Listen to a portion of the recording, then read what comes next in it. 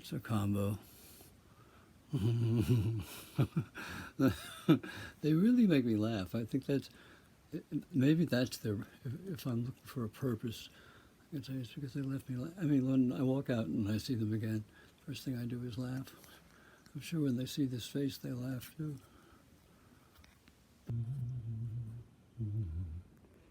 Yeah. Maybe we'll just start with these guys. Oh, Alan Watts, The Pursuit of Pleasure is what I have on hold. Hi, I'm Guy Kettlehack. I live at on East 2nd Street between 1st and 2nd Avenue in a kind of wonderful little 1841 house, red brick, Greek Revival thing. Actually, the only one left on this block. It used to be on every block around here with these kinds of houses, and it's one of my. It's a great glory of my life that I live here, and I think really my apartment probably had more influence on what's all around these walls right now of all my art than almost anything else. It's almost like it required me to do something like this to deserve living here. I'll show you in a very brief way, kind of amateur night and Dixie way, what I have here, and hopefully you'll be interested in doing something with it with me. That's all. I'm numerous things, I suppose, on my CV. I've written a number of books that have been published. Dancing Around the Volcano, about gay men and sex. Easing the Ache, which is about recovery. Various other books. In fact, I guess I've written about 20 books. Well, a few of those are co-written. So I had that kind of past. I've also had art in a number of galleries. One is the Atlantic Gallery, and another is it's actually a theater on West 50th Street, which lent its space to some gallery showings. And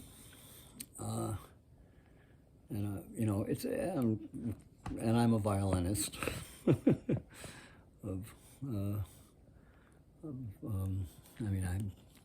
worked as a pro for a while. I went to Juilliard as a kid and stuff.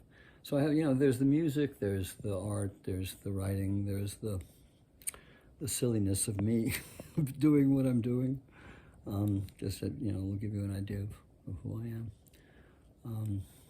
Get in touch with me if you're interested in any of the stuff that you're about to see. And to emphasize the craziness of what I do, we're sort of doing a little circling around with all this now in the background. When I praise these drawings, which I do because I think they deserve it, my praise isn't for me. The praise is for their kind of extracting from me whatever it is that they want it to be. Really, there's so much art here, and it wouldn't be here without my quote unquote doing it. But I do not feel as if I had really very much of a role in choosing what they are. I mean, it's a very strange thing. It's not. I don't know. Maybe there are plenty of artists who feel this, but I feel like I am their servant, and I think they're pretty beautiful. God knows. And I think they're saleable. So get back to me if you want to talk about that. Well, I will risk sort of amateur night in Dixie and showing you the rest of the stuff slowly that's on my walls of my work. You'll see that some of it are sort of composite things that are larger, and then as you can see the smaller ones.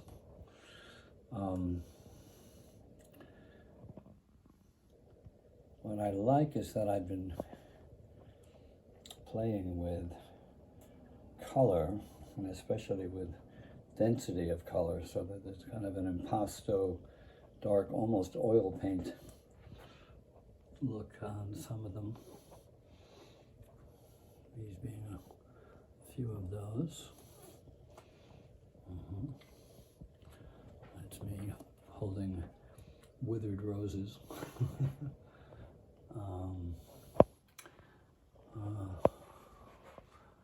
This is sort of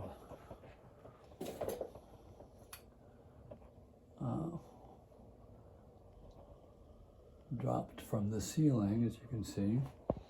I'll give you an idea of what the whole wall looks like before we kind of walk into it and understand it in its smaller versions. As you can see, this is not your usual living room. The most interesting thing to me, I think, about all of this is that I mean, it looks as if I did this with great intention. In fact, I wasn't aware of any intention. I just kept doing more and more drawings, and I really sort of had no place to put them except where you see them now. But as I was doing that, and tripping over my art stuff, which is on the floor, as I was doing that, and the shelves and things began to increase with the numbers of drawings I was doing, I was sort of thrilled by it. In fact, I'd walk out of my bedroom, and as you'll see, since I will bring you down that hallway, and I'd see all of these drawings sort of welcoming me in a way. I've also done these kind of large panels, which you can do by going to Rite Aid, actually, and getting for about less than $7 these things that open up, so you can put sort of wider visuals on them than you can. There's not a there's not a space in my apartment now, including this sort of 1903 glass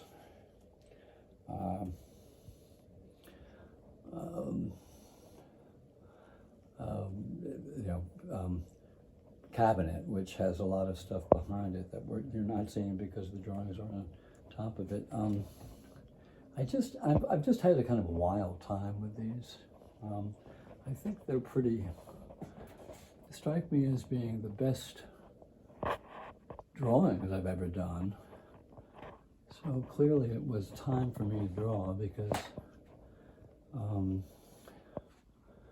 they really are sort of the best I've ever done. So, let's see, and then here's a painting of my mother done with the Art Students League in about 1933. She was a student there, and she met my father, in fact, at the Art Students League. They both were artists, and she's like in her mid-20s here. She was a beautiful girl, young woman, and she was often used as a model. And then here we go into some of my goofier aspects.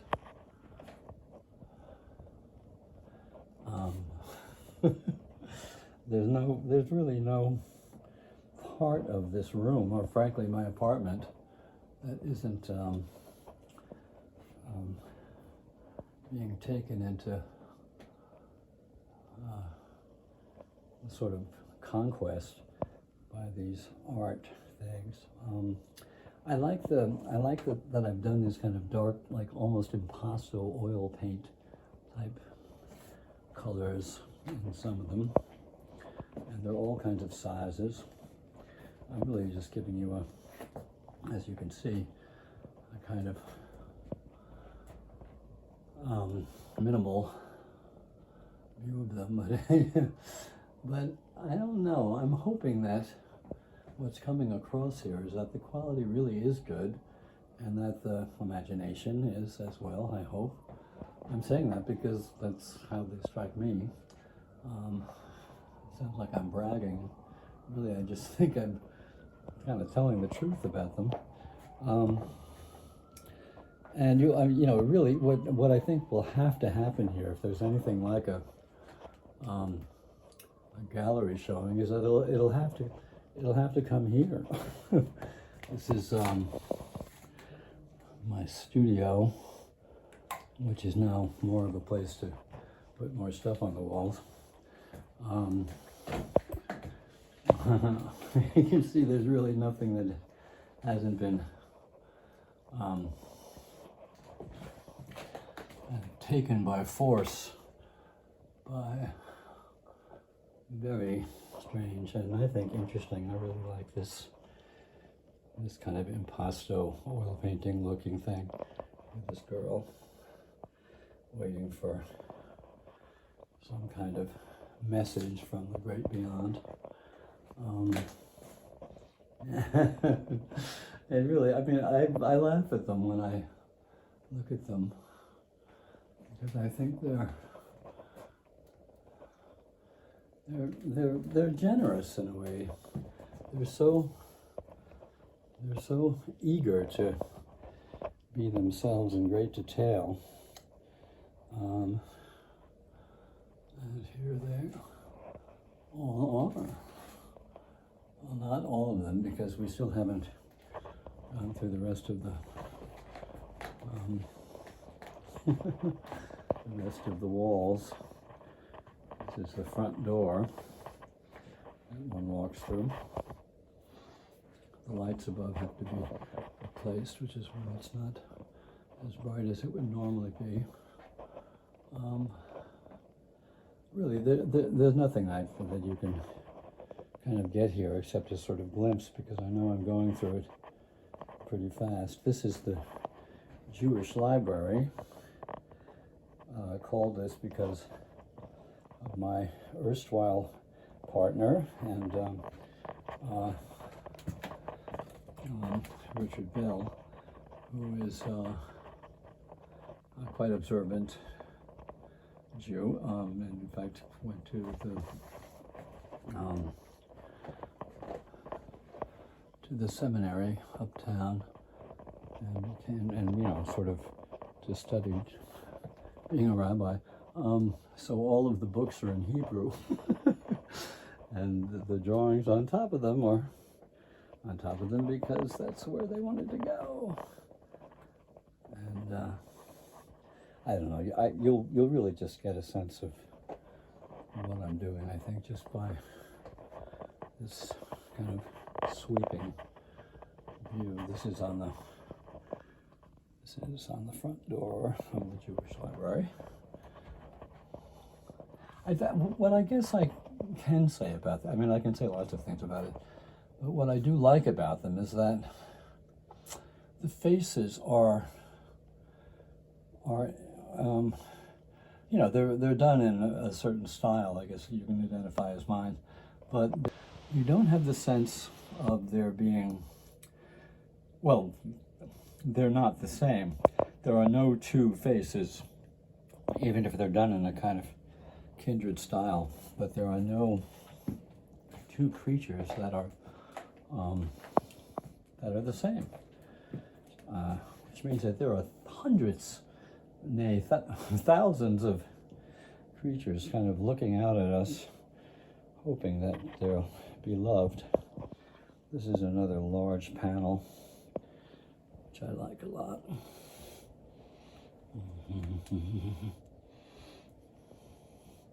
You know, this really is no way to kind of see them, see this stuff in a way that does them any kind of justice, but I think you'll probably get some idea of them or it. They're hanging from the rafters, as it were. Here's the kitchen. And another sort of large piece here.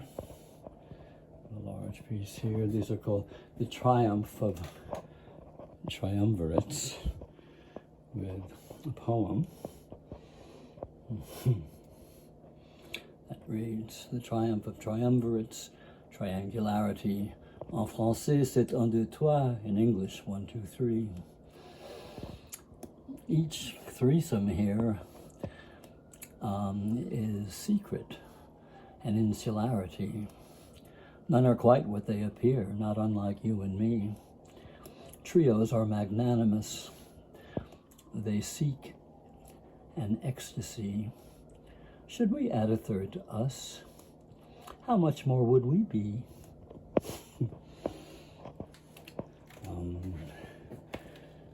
They're all, I mean, drawings are hiding everywhere you can sort of see them here. Another one of my oil painting type darker ones. I've had such fun with these. You know, I walk out in the morning and they make me laugh. These are some of the. This I think is my favorite one I've done. That creature with many layers of cardboard. They are cardboard and paper. I have some in frames, but most of them are unframeable as far as I'm concerned. And I happen to like the delicacy of the sort of leafiness of the paper and cardboard. But I realize it's going to make some people unhappy because they want it to be more, to be more long-lasting, and that will make them. Look at these guys. As you can see, I think there's a fairly what?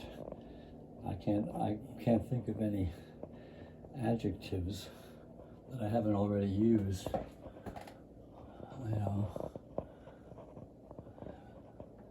Why do I want to say munificent? I don't think that's what it is either. Their personalities, their whatever they are, the faces, the sense of their sort of that in which they kind of reach out to whoever looks at them. I think recommend them. I'd like to believe that's true. Some are naked and sitting on heads. Well, you're seeing them now.